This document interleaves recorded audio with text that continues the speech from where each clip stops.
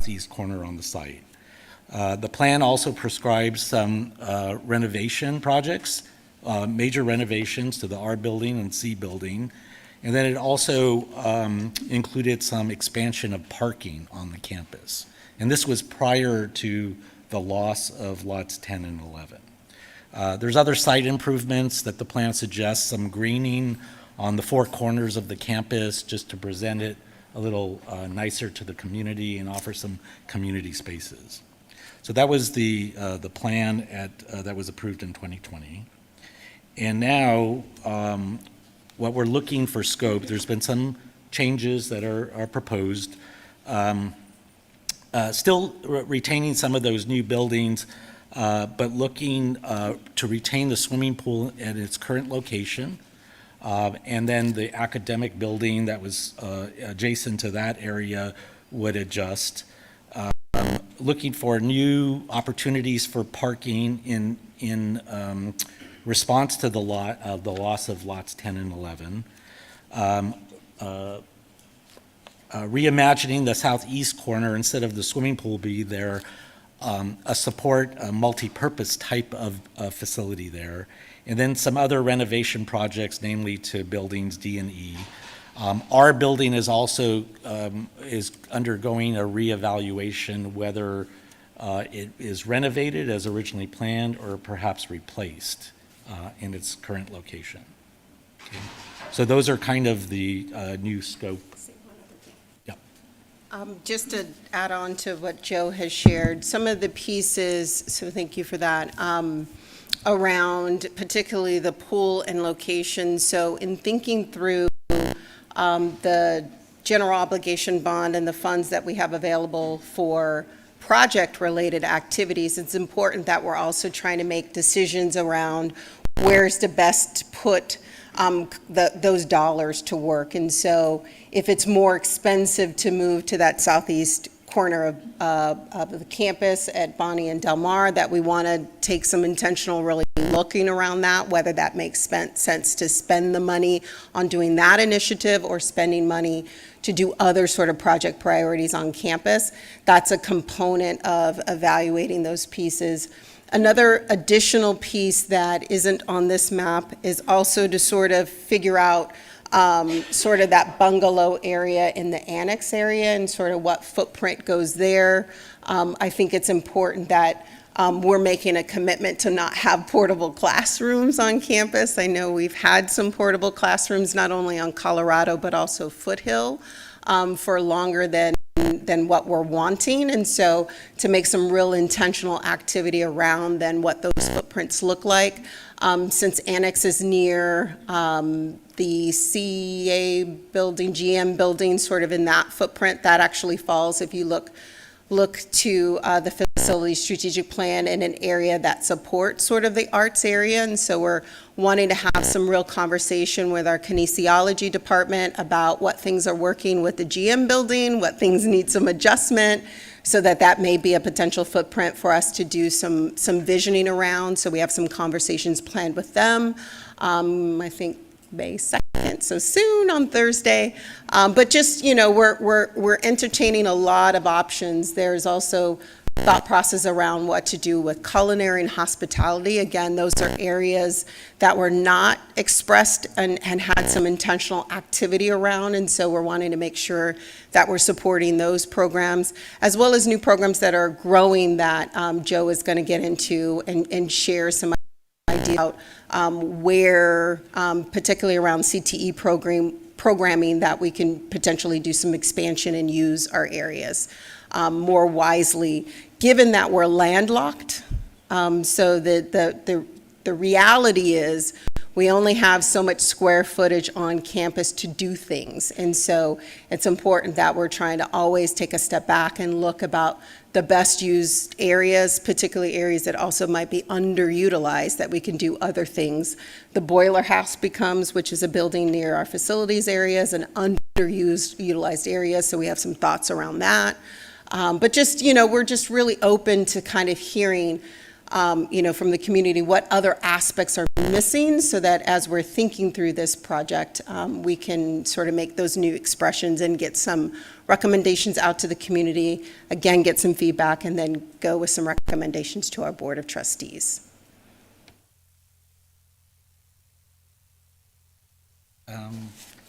Okay, so now I'm going to talk a little bit about enrollment, both existing and projected. And I'll have a series of charts here to share with you. So the chart on the left, the green bars, show the full-time equivalent student enrollment figures going back to 2018, which is the far left. And we could see how the enrollment has dipped during the pandemic years, which is not unlike colleges across the entire country that took a dip in enrollment. But for this past period, so we always look at enrollment figures the following year. So we have the 2023 enrollment figures. So it has come back a little bit at this point. The chart on the right is expressing that in a line graph, and beyond the red dash vertical line is showing projected to the future for the next 10 years. So while enrollment is expected to increase in the future, it still is not expected to reach the levels that it was back in 2018. So this is an important part of our work in terms of the data and what we're analyzing. Okay. Now, to look a little closer at enrollment by divisions, we're seeing overall kind of either a steady or a dip through most divisions, with the exception of business and career technical education. That's where it seems that there's going to be growth projected over the next 10 years.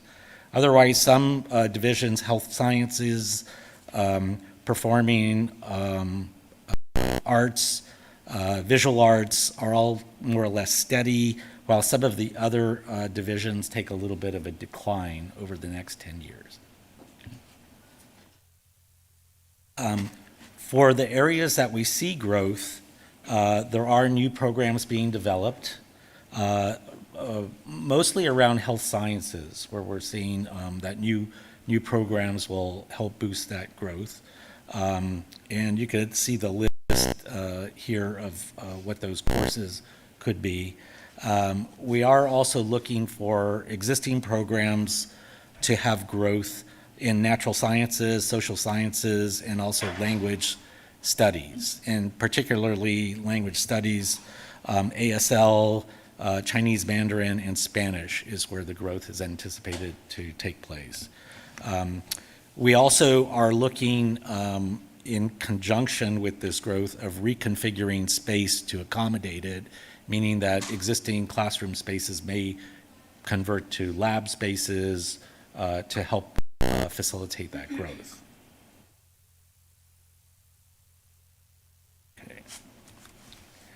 So key findings on utilization. We performed a utilization study about a year ago on the campus, looked at numbers, and then updated it more recently with the current data that we collected. And what we found is most classrooms on the campus are underutilized per the state standard. So the state's chancellor's office has certain requirements or targets, I should say, of how often or how much a classroom should be used. And classrooms are falling short of that target. So that means that classrooms are more empty during the day than they would like, the chancellor's office would like them to be. But conversely, class labs, so any lab spaces on the campus or most lab spaces are overutilized. So it seems like there's a balance there of overutilization of labs and underutilization of classrooms. That part of this update is going to try to correct that in terms of shifting of spaces overall. Okay. There's other instructional spaces that we have data on, which are unique types of spaces. Some examples are like the theater or performing arts spaces or athletic spaces. So those are also being taken into account as part of the update. Okay. And then in summary, these are some of the figures that are showing the underutilization. So for classrooms, and those are traditional classrooms on the campus, in the fall of 2019, the average utilization was 51%. Currently, and when I say currently, again, that's 2023, the most recent figures that we have, it has declined to 39%. And the target, just as a reference, the target utilization is 75%. So that's the chancellor's office target for utilization of classrooms. And as I mentioned, class labs, fall in 2019 and fall of 2023, essentially remain unchanged at 42%. The target utilization there is 39%, so that's where we get the indication that class labs are highly utilized on the campus. They're being used well, okay? Those other courses that I mentioned, average utilizations have also increased since the 2019 time. So 2019, if I didn't mention, that was our target prior to the pandemic, right? So 2019, there's no definite target utilization there because there's different types of courses, but we're just seeing on campus those specialized spaces are being used very well.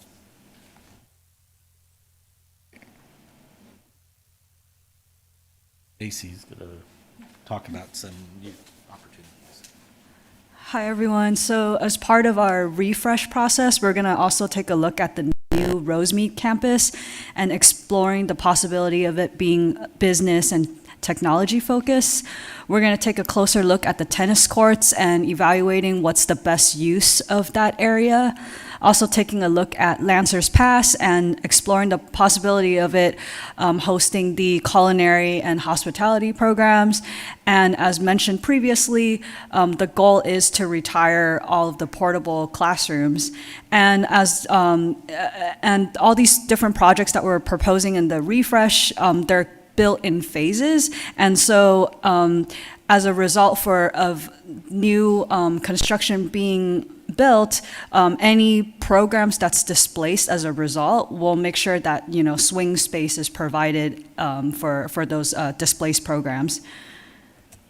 Other updates that we're looking into in regards to sustainability, we're looking at photovoltaic energy opportunities, location for solar panels on the campus, taking a closer look at expanding the EV charging stations, and also the possibility of stormwater management. In terms of transportation, as we're analyzing the enrollment figures, we're also taking a look how that changed in the demand for parking and making sure that we accommodate that as well, not only for the Colorado campus, but also at the CEC campus where we have some leased parking. So taking a closer look to see if possibly we can kind of offset the demand over there as well. And next steps, I'll pass it back to Candace.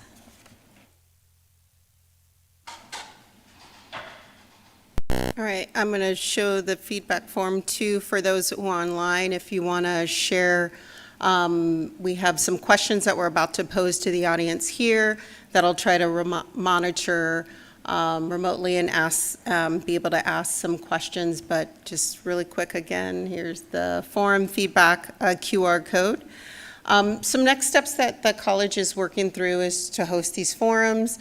We actually have a forum that I'd like to encourage you all to attend today at 3 o'clock, which is really going to be focused on campus safety and how campus safety aspects of campus safety actually funnel into the larger strategic planning process. And so we are hosting that in Westerbeck today at 3 o'clock. So if you get an opportunity, join us there. There's going to be some benchmark information about kind of what's happening today, as well as some technology. Our Chief Technology Officer is going to be sharing out sort of his vision and ideas around some tech pieces that might also help to increase and focus on campus safety. So 3 o'clock today.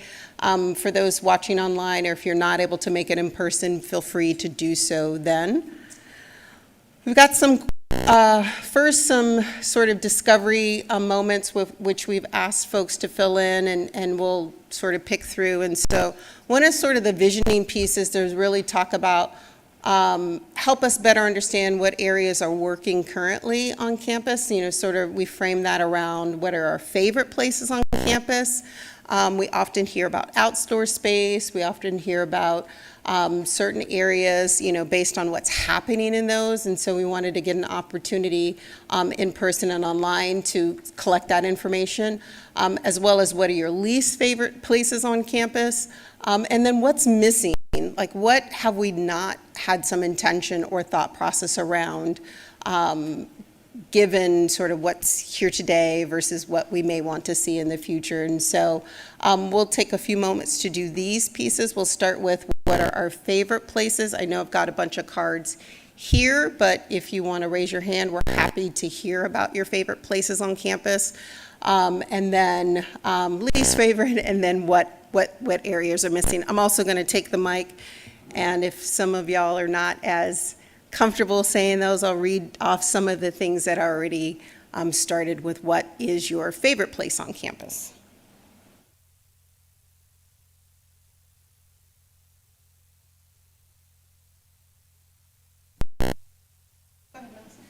Hi, everyone. My name is Melissa Michelson. I'm a professor.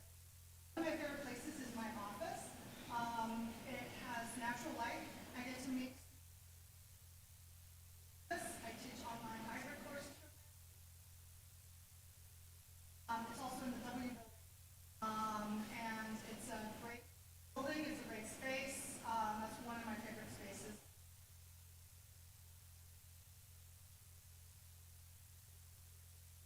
You get to look out at the mountains, you see scenery. I would hate to see personally, because I really like seeing the favorite places.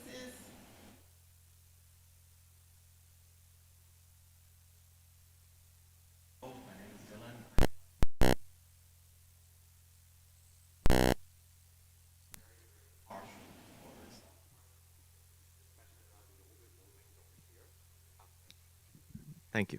Could everybody hear? Okay, great. Yes, so I'm very, very partial towards a lot of the oldest buildings over here, which would include, of course, the 3 original buildings that were actually replacements of the original buildings before, the C, D, and buildings over there, along with the Jack Scott building, which is the C building, and the astronomy building, along with the L building.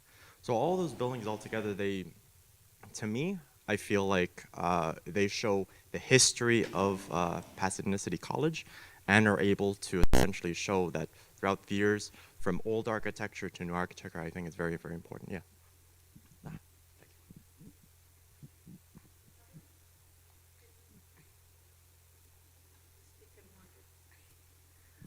Just so, and then I'll go to Professor Hatch.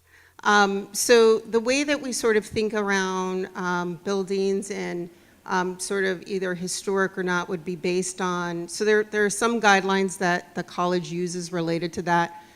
So everybody is clear about the PCC is governed by the Division of State Architect. And so all of our guidelines come from the state and not the city of Pasadena. So just so that we're clear about, there is a sort of separation around how we approach our building planning, what standards are put in place about things, because it's very different than commercial buildings or, you know, folks are residential homes and things of that nature, which then inform which then buildings get considered sort of historical or not, which is generated by the owner, the people who own a particular property. One particular area of interest I think that the college is considering and may pursue is around our planetarium. So that building was actually dedicated. So there's some historical component there and was dedicated. Einstein, thank you. I don't know why his name was evading me at that moment. So we're sort of considering and pursuing sort of thinking through what that would look like moving forward.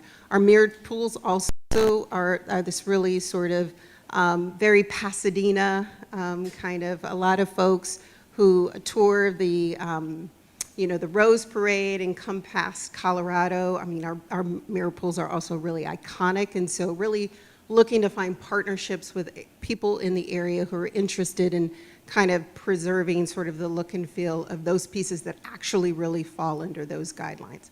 But I want to go to Professor Hatch. Hi, everybody. I'm Nick. I teach in natural sciences.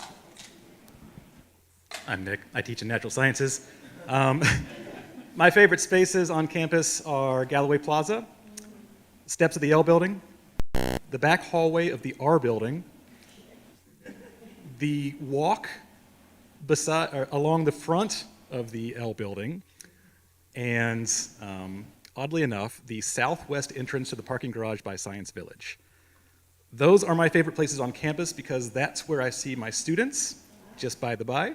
That's where I see some of my on-campus collaborators, just by the by. When I walk by the front of the L building, that's when I used to see Cynthia Olivo. I would wave to her all the time as I walked into the L building. Now it's Miriam Altunji. When I walk by the front of the D building, actually, no, the E building, the D building, one of those buildings, I see Megan and Quay down there in their offices with the windows facing. The R building has the Lancer Pantry, which I see a lot of students there. The steps of the L building has the core students. Right? These are the spaces where I see people as I'm out and about walking around. One I forgot to mention, the side hallway, the GM building, right, where the athletic zone is. All good people, right, that I like to run into, and those are opportunities to run into them and see them. I don't care as much about some of the other things. It's the people in the community that I care about, and spaces that offer those opportunities are my favorite spaces. And maybe introduce yourself as well. Hi, my name is Denise Romero. I'm the program director and faculty for the dental assisting program. So I don't know, most people don't know, but all the dental programs are up in the R building on the 5th floor. So my favorite place is when you are up there, it's absolutely gorgeous and breathtaking. And we usually start at 6:30 a.m. So the sun's coming up over the mountains. And you can see all the way around, and it's absolutely beautiful and breathtaking, and it's just wonderful. And we see a lot of patients, so when patients come up there, they're just in awe. But that also is part of my least favorite, too, because the building itself is, it's bad. Like, our patients can't get up the elevators. It's really dark. There's no windows. So it's inside very sad, but outside it's gorgeous. So Denise has naturally gotten us into our second piece, which is least favorite. So visioning around what we can see. So we also hosted some sessions with associated students last Thursday, and a lot of conversation around outdoor space was really important for them. And then community, the areas around campus where they actually feel community and connected. So Professor Hatch mentioned core, or these other sorts of dance was another area that it wasn't necessarily about the building per se. I mean, yes, there is some tie to that, but it was more about, like, they want to find places where they feel safe and heard and seen on a regular basis. And so however we're reimagining community, I think is really, really important. So how about some of our least favorite places on campus? I'm going to peek at the cards. I saw a lot on the parking lots. Our least favorite places are parking lots. Our building, we'll go with Denise. There was our building. W building needs update. Our building, very outdated. Others, I just want to look up to parking lots. Somebody put the mirror pools. That's an odd one. I'd like to, maybe that was a rollover from favorite. The full statement is when the mirror pools used to have water. Yes, we used to have water, and we're working on it. We've got a project to help that. But used to sit there and study when I was a student. Anybody else? Yes, sir. Just wondering, why was the water taken out of? I just want the folks online to be able to hear you as well. Now, I was just wondering, like, why was the water taken out of the mirror pools? I am lucky to have my executive director of facilities here, who I'm going to ask him to just talk about some of the maintenance issues that we're having with the mirror pools. Good afternoon, everyone. My name is Richard Larrett. I'm the Executive Director of Facilities. The mirror pools leak severely. So instead of filling them every 3 days, we made the executive decision to just let them go dry while we were working through the development and planning of the replacement. Okay? All right, let's transition potentially to, I will get Professor started, you get this one, and then we'll transition to what would we like to see or have on PCC's campus. So first, Professor Stoddard, and then we'll transition. Thank you, VP Jones. I actually don't need this because I can be heard, used to be able to be heard in the C building from the pool. My favorite place to be on this campus is on the Aquatic Center pool deck. Here's a picture of one of the sunrises. I got to see 5,000 of them over 24 years, and I miss that dearly. The pool was active from 6 a.m. to 9 p.m. with FTS classrooms, co-curricular programs, extension programs, and community involvement. My favorite place that was there because I could see all of my colleagues and all of the college students walk in from either Lot 3 or Lot 4, and they'd walk by, and many of them would actually say hello. Maybe a good morning, maybe a good evening, or maybe a good night, because I was usually there most of that time. I got to be in the campus community, and unfortunately, one of my least favorite places to be is in a room like this when an architect is saying we should use that space for something better. Because in all due respect, that classroom space was being utilized and should be utilized, and I think it's cool in the middle of campus. And so does PCC, because every piece of virtual slides that I see that went out to win awards involved the Aquatic Center being as a part of our campus. Thank you for that perspective. And we agree the sunsets, as with Denise's, are something that we want to certainly bring back. What would we like to have or see on, what's missing? Pool's missing for a second. What else is missing? What's missing for me as a faculty member is to have more communal activities with my colleagues.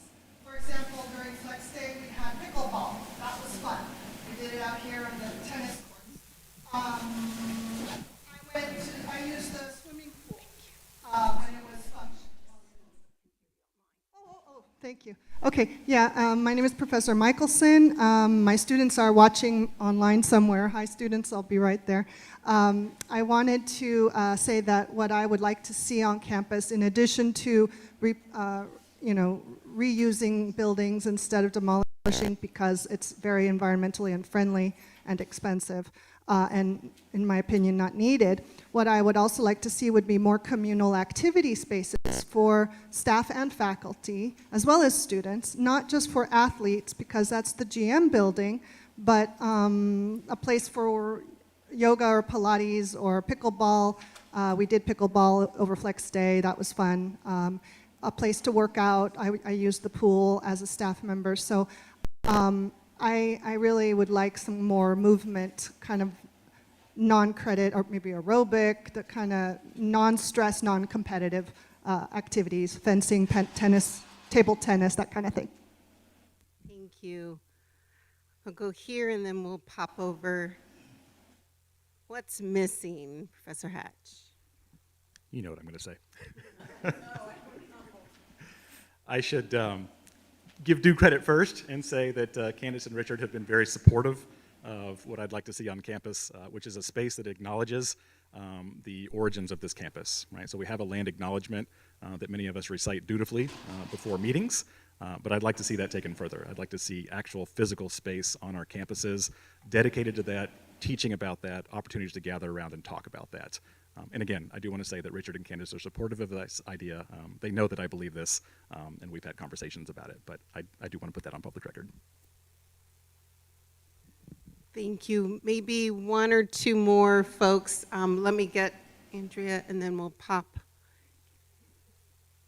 Because I want to get to some questions that we've received on cards too. Thank you. So my name is Dr. Andrea Bailey. I'm the lead psychologist at the mental health office on campus. And one of the things that I've noticed in the couple of years that I've been here is I was really delighted to hear that there's a lot of appreciation for the ways that the space isn't utilized in the way that it was built originally. I think we have a lot of different spaces on campus. I can think of the Pride Center. Our office is one of them too, where we're not really set up to be a therapy office, but we provide therapy anyway. So reimagining these older spaces that are not functioning or could function better for the needs of the students on campus or for the core students or all these different programs on campus that are kind of put into the spaces that we have because that's what's appropriate, but maybe isn't the best for those programs themselves. Thank you.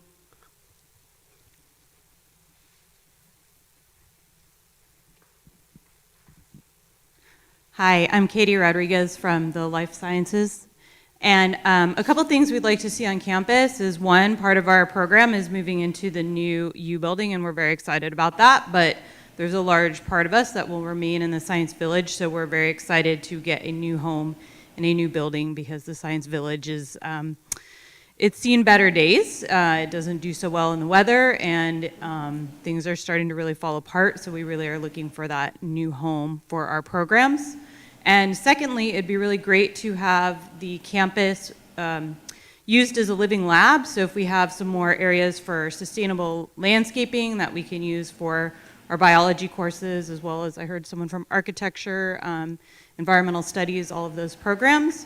And we also have a new plant sciences program. So we were definitely hoping to potentially use some campus spaces, you know, be rethinking landscaping in terms of can we plant some edible, you know, fruit trees? Can we do some like small scale urban farming? Some things like that. That would be a great example for our students to be, example for our community and spaces where our students can get hands-on experience. Thank you. Thank you, thank you. And one more, what would we like to see on campus that it doesn't exist today? And then we'll go to questions that have been posed. Thank you, Candace. My name is Tony, and I'm a student at Pasadena City College, but I'm also the president of the Environmental Sustainability Club. And recently, I just want to say that the school administration, along with all the governing bodies of the school, from the Academic Senate, from ASPCC, from Classified Senate, even the Facilities Committee, that we passed a resolution which promises the school to decarbonize its campus by 2030 and to electrify its vehicle fleet by 2030 as well. So what I want to see on campus is to see the school fulfill that promise by adding all the infrastructure that is necessary to fulfill that promise, to decarbonize the campus by 2030. To see solar panels on all the parking lots of the PCC, and also more efficient energy as well as more efficient heating and cooling systems.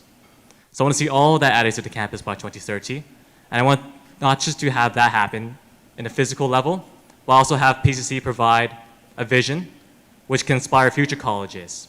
Because the reason why we passed this resolution was also partly because we took inspiration from Santa Monica College in their efforts to decarbonize as well. So not just to decarbonize and do our part in fighting the climate crisis, but also to give students another reason to be proud of PCC. Thank you. Thanks, Tony. All right, team, we're gonna field some questions that came in. We've got like 7 minutes, so I'm gonna try to do my best to go through as quickly as possible. And of course, we'll kind of sit and see if folks have questions. There was a question here. Hold on, I gotta turn these back around. I've got them kind of grouped. Thanks. No. The questions are in the back. I gotta see them there.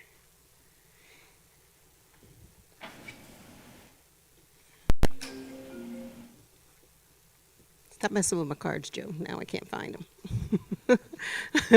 All right, there was a question specific around, oh, here we go. How would the facilities master plan refresh incorporate our identity as a HSI, Hispanic serving institution, specifically looking at the following things with a sense of belonging lens, community impact, ongoing feedback, incorporation of the feel for students first. And so just as a quick 30-second sort of response to this is I think it's really important that the college finds a way to reassert that identity in a way that shows up in our facilities. And so the intention around this process is maybe also to think through some conversation around murals and things like that on campus, coming up with some guidelines and some standards related to that. Not only external murals, but also internal to some of our spaces that are culturally responsive. Not only to, first, of course, to sort of acknowledge our HSI designation, but then a host of other minoritized groups sort of having those pieces and murals on campus. So that's going to be a conversation that we're going to think through and how we can better express that to the campus community. It says, are there plans to increase meeting space and availability around campus? So meeting space is it is like a hard thing to find, certainly for our staff and faculty, even our students and clubs on campus who need to utilize our space to host meetings. And so we'll be thoughtful about how we can kind of incorporate those pieces. We're always trying to first and foremost prioritize instructional activities, so just being really honest and open about that. But then trying to figure out how those spaces can also sort of shift when instruction is not having them so that they're flexible for the campus community. There's a question, does classroom utilization take course scheduling into account? So yes. And so there are going to be potentially some recommendations around those pieces that we kind of need to think. Again, the world has changed in terms of the way that we're delivering programs, both hybrid, in person, and then fully online. And so we're thinking through how that then impacts the way that things are scheduled. There's a question on, is there an update on the L building? So the original facilities master plan approved in 2020 has a designation for a brand new student services building in the existing footprint. And the intention of the college, we don't have any reason why not to do that. And so I think the services that are offered there have expanded and exceeded past sort of the original vision. For those that you don't know, that building actually was the original library. And so imagine an original library built in the 1960s, sort of it being able to surface and or manage the type of student activity that's happening in there today is just not appropriate. The folks who are in that building also feel that and feel that pain related to those pieces. And there are also a lot of student services areas that are not in that building that should be in that building. And so it's also those folks who are there today, but there is a need to sort of reclaim the student services options and things, offerings that are happening around campus in one central location. So while what is happening today is kind of happening, there is a desire to reimagine the way service is delivered and to sort of regroup those things. There's a question on why is sustainable landscape not on the plan? So I think that speaks to my very first point.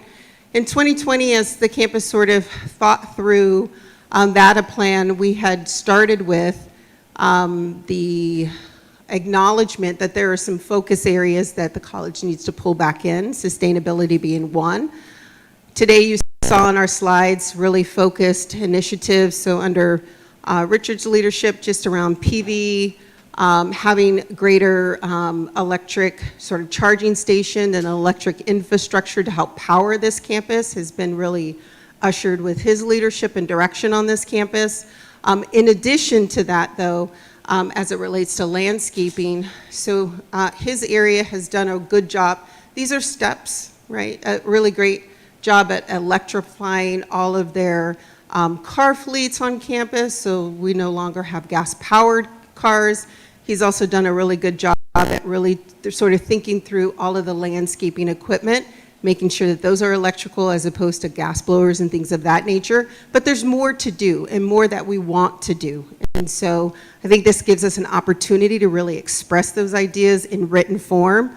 Again, the original facilities master plan has a little bit of a section around that, but not really any specific projects related to that. And so we're hoping to use the refresh process to deal with those pieces. Here's a question, says, will there be any building anything on lots 1, 3, 4, and 5 in the future? So those are parking lots. And so the challenge that we're dealing with today that we need to really evaluate and take a step back on is just what the parking needs are on this campus and to really reevaluate those pieces. And so there are some calculations and things that our partners at HGA are going to be doing for us. Because again, we have changed the way that folks are coming to campus. We have actually more students who are also using UPass and those things. And so all of those things weren't taken into consideration back then. So now parking is a little bit different. We're going to use those calculations.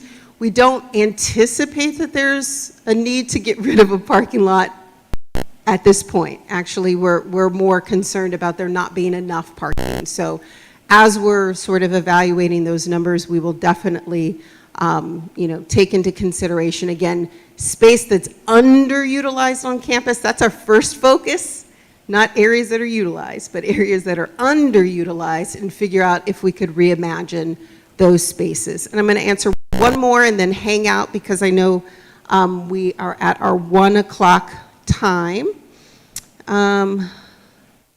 Some of these are really long, and it'll take me to read through them. Here's maybe this is Denise's question. What are the plans for the dental program? Currently in our building, temporary is in 1960s, maybe goes back to the R building. So with our building, what we're doing is performing some HGA, performing some calculations based on age of building, cost to renovate, and things to sort of make some recommendations. For dental, though, the expression has been that the dental program will move into the new building east of Serafian, that we could really reimagine some state-of-the-art facilities related to those pieces. So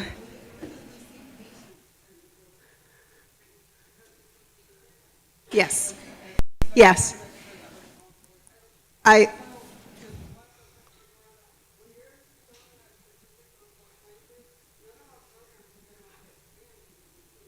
Understood.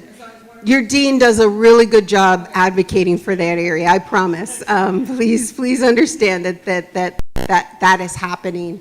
And then I'll just end on 2 points so we can kind of close, and then we'll hang out and answer some questions. There was an expression Tony had shared around the college's decarbonization plans and things of that nature. So the guidelines that were approved by our board of trustees around 2030 in terms of electrifying the fleet as well as our facilities department and head and the college in general is very supportive of those activities. We're going to clearly always let the technology lead us related to what's available at those times. The positive, though, is that building standards and codes require those pieces actually nowadays. It's not a maybe, it's not a when or if you feel like it. Like the new building standard codes actually require us to go down that path, which I think we've shared with Tony and others often. And so we are regularly committed to meeting all the standards related to California green sort of expressions and commitments, and we'll continue to do so and build those into our construction plans.